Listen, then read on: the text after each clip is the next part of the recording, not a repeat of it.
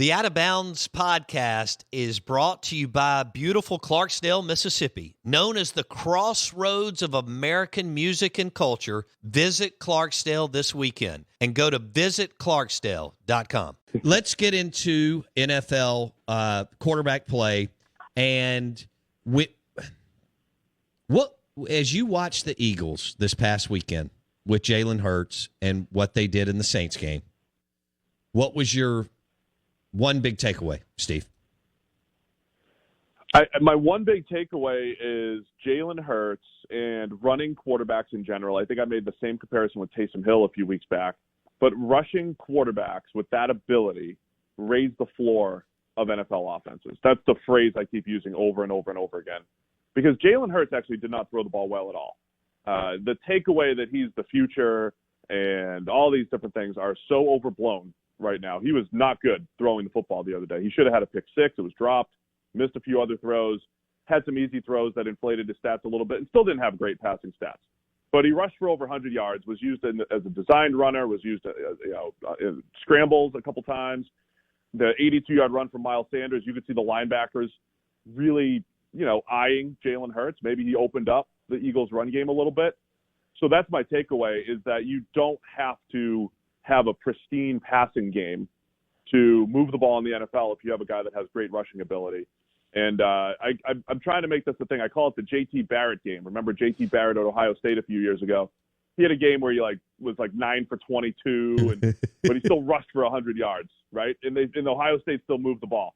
Those types of games are kind of infiltrating the NFL, where it's not a comfortable look, it's not a fun-looking passing attack, but it kind of works because of the rushing ability of the quarterback. I think we're seeing more of that, and I think that's my takeaway with Hurts. He raises the floor of the Eagles' offense right now, because if Carson Wentz has a bad day passing, the Eagles have no shot.